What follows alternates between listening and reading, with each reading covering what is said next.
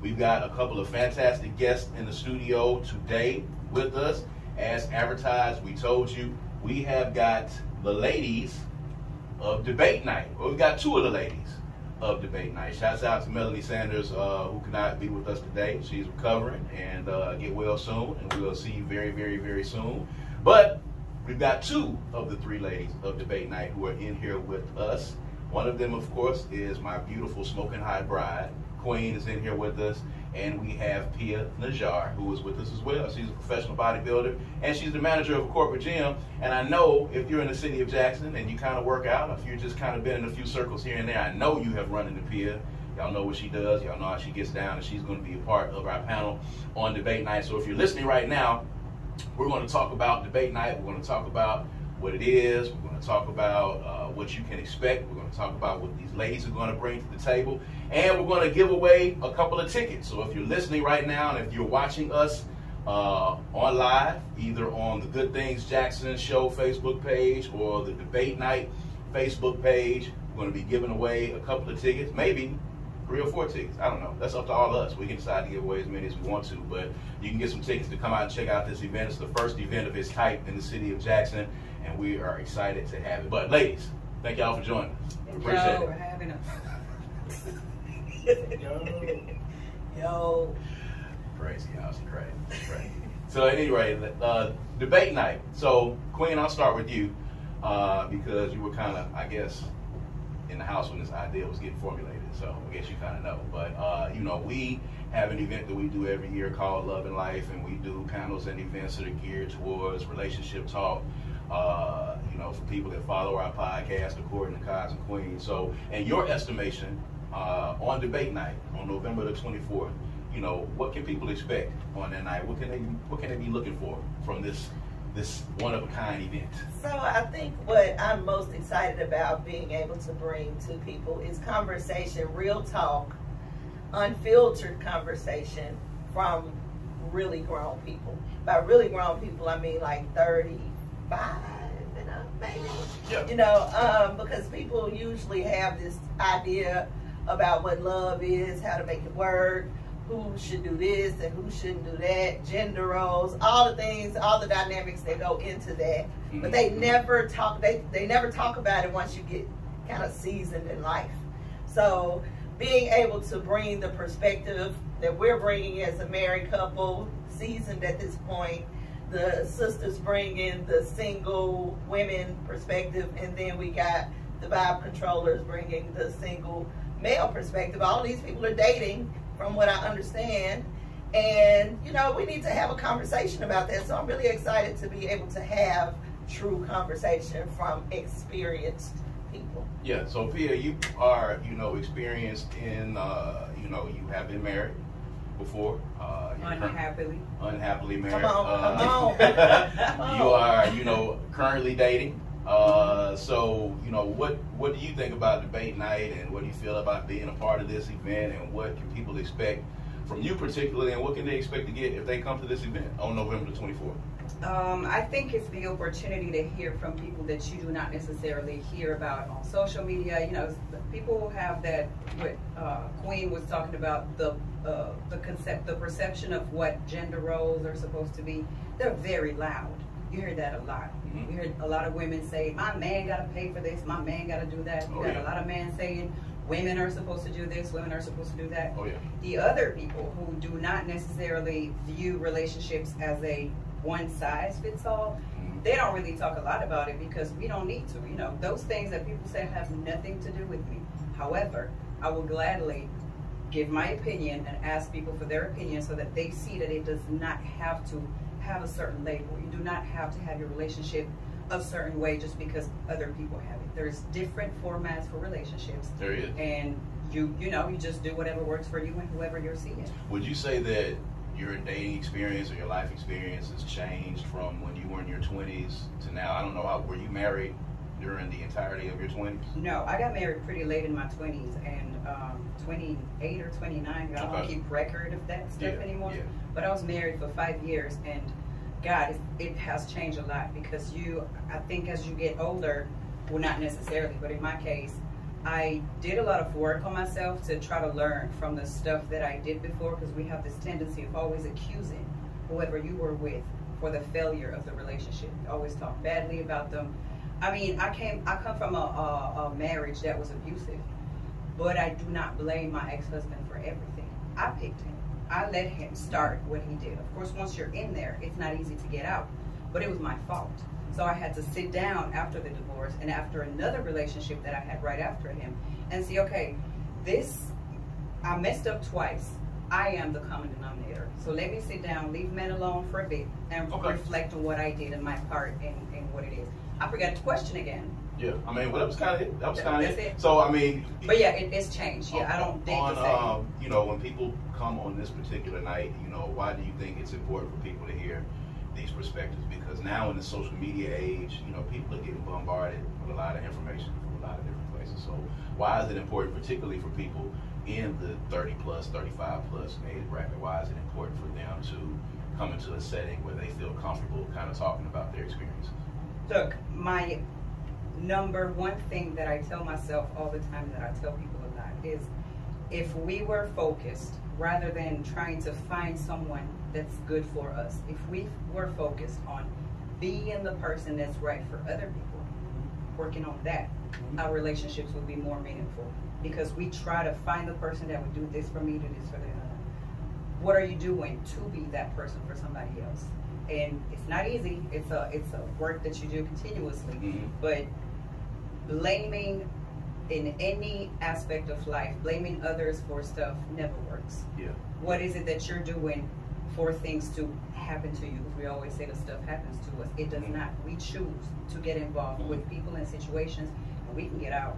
Yeah, Queen. So speaking from a married perspective, you know, what will people gain from coming in and hearing all of these different perspectives and being a part of this type of event, and even from the experiences at the Love and Life events? You know, what do people gain? If somebody's saying, okay, if I'm coming in here, I know we're gonna have a good time, I know we're gonna laugh, want to listen to some music, want to drink, but you know, what would be the takeaway for folks, especially from you coming from a married perspective?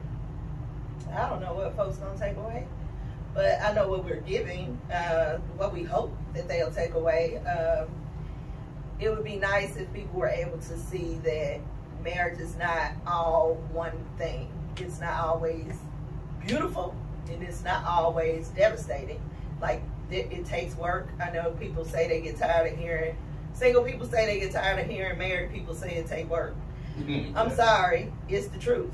I don't know what's going on with you personally that makes that offensive to hear, but it does take work. It's two people forever in the same house every day looking at each other. If you think that doesn't take work, then you are mistaken. You have to keep doing things to make your relationship feel good. You know, that's any relationship, but particularly in a marriage. So what I'm hoping for is to just, that people are able to find things that they can, that are relevant to them, that they can take back with them and apply to their own lives, or even take back and consider. Just, you know, hearing from the men talk about, well, ladies, did you know that this is what we go through when we dating y'all? That's a perspective that some single ladies may not have. Men listening to the sisters saying, well, this is what I think, and this is who I am, and I've done my self work, so you're gonna have to come up here and get me. You know, I'm not reaching down there for you. So I'm thinking that that would be helpful for people to be able to take home and sit with and process, and maybe make some, you know, legitimate changes, lifestyle changes, to find who it is that they want. We're talking or strengthen their relationships.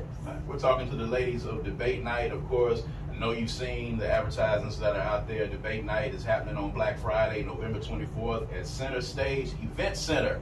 All right, it's going to be a live, interactive, in-person social experience. It's the first of its kind in Jackson, Mississippi. I know y'all have been seeing people talking about it.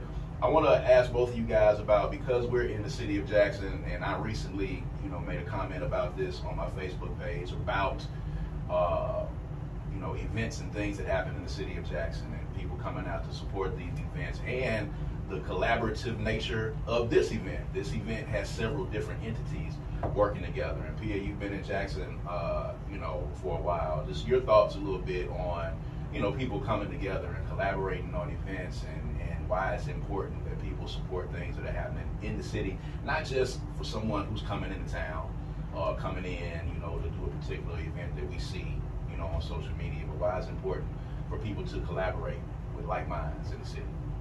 It's very important because, you know, we hear a lot of things, a lot of negative things about Jackson from people who live in Jackson and are not doing anything, not for Jackson, not doing anything for themselves. Right. There's a lot of opportunities, and actually because it is a city where supposedly not much happens, there's where the opportunity is to make things happen, to create different businesses, to bring ideas, to try to change things. I made the mistake before of leaving my hometown to go somewhere else because of that mentality, saying there's nothing that's happening here, so I'm going to move. And you know, it breaks your heart because you don't want to leave, but you have to because you feel like you don't fit in there. You've outgrown it, and I do not want to make that mistake again. This is not a revolutionary thing that's going to happen, but it's something fun to do. And thanks to that, you know, you can network. Some opportunities can come, some ideas. There's a lot of artists that will be coming. There's a lot of businessmen. There's people who come from different professions. So yeah, why not? And try to do positive things and not focus on anything else.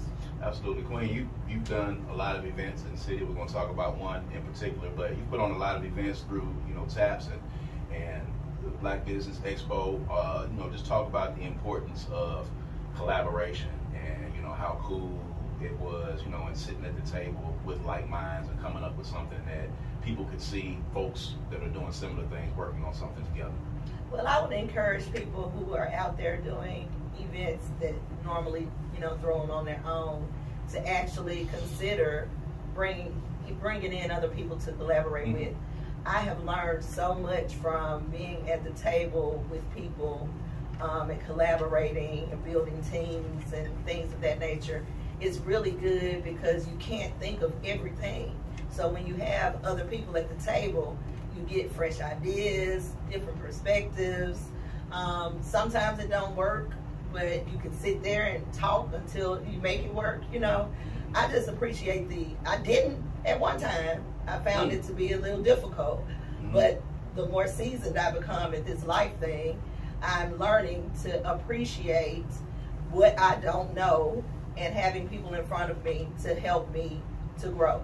So it's really from that aspect of an event person, it's really a good opportunity to be in. In fact, now I think I prefer it because I really enjoy it now. It's not so much work as it is, you know, an experience with individuals, even if they're not like-minded, just an experience to hear things that you never heard before, never thought about, or never processed, or whatever. So yeah, it's a good opportunity. You know, and they say collaboration always starts at the top. Well, there's collaboration at the top. Competition is at the bottom. I think you know, a lot of people in this city are always looking into competing with one another. And I think, you know, what benefits us is coming together and like minds working together on several things. So, Peter, we're going to talk to you about, you know, working at a corporate gym. We're going to talk to you about, you know, fitness and bodybuilding, because I think that's important. But you guys kind of do similar things. You kind of work on the physical body, Queen. You kind of work on the mind and the soul.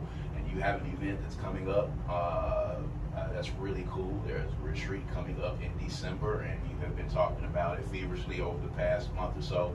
But tell us about the Breathe and Let Go retreat that's going to be happening. Yeah, so the Breathe and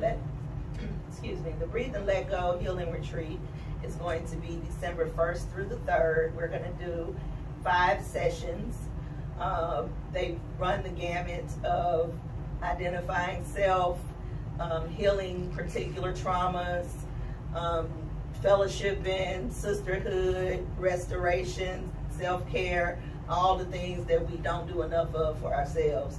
So the reason why this opportunity has come up is because in my line of work, I know that women are often, not just women, but specifically women are often more prone to put their stuff and their self to the side to deal with everything else. And it doesn't just go for what's going on in your household. We're actually being pulled on spiritually by things out in the world.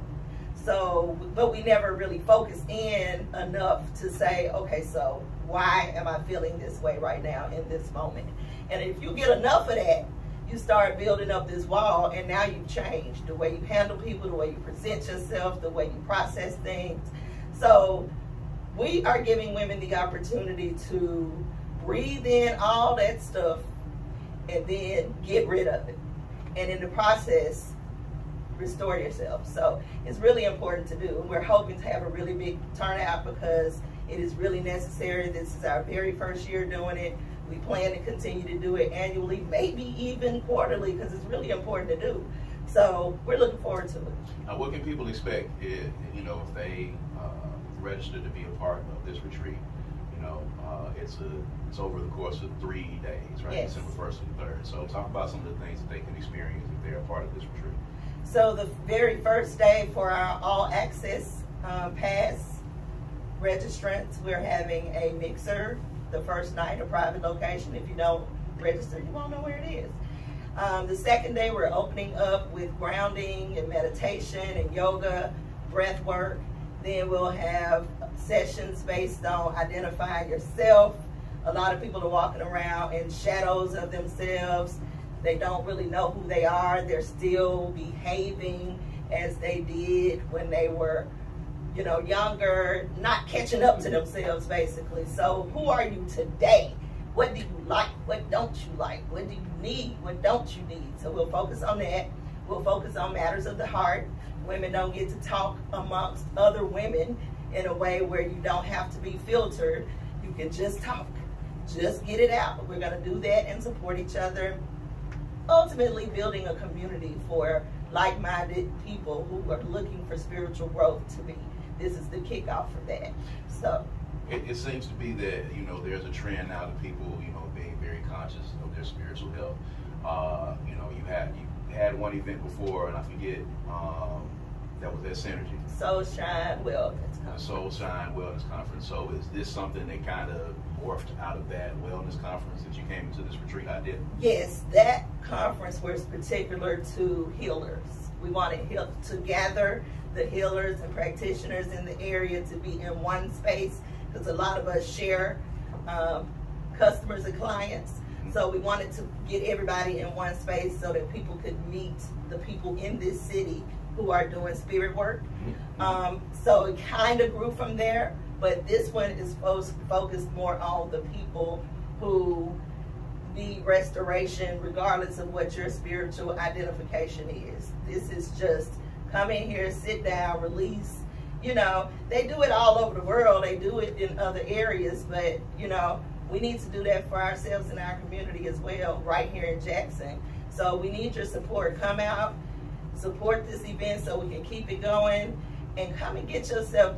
The tagline is reclaim your joy and heal your soul, and that's what we're about. Okay, so for folks that want to get some information on that, how can they register for the retreat? You can register on Eventbrite. Just search the link for Breathe and Let Go Healing Retreat, and it'll bring you right to it. Okay. Is there anything else that they need to do? Just register and show up. When they register, they'll get more details. They'll get the details from that point. Okay, fantastic. So the Breathe and Let Go Retreat is going to be happening December 1st through 3rd. That's at...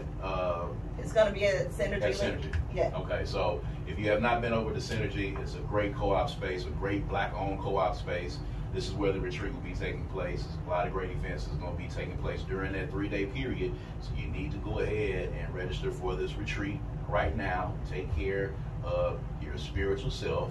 Make sure that you're a part of this. We're going to take a break, and when we come back from the break, we're going to talk to Pia about taking care of your physical self. We're going to talk a little bit more about debate night, but we're going to talk about taking care of your physical self and how she got into bodybuilding. World of bodybuilding and fitness and all of that great stuff, and I know you guys want to go right out as soon as this show is over and go lift some weights and go run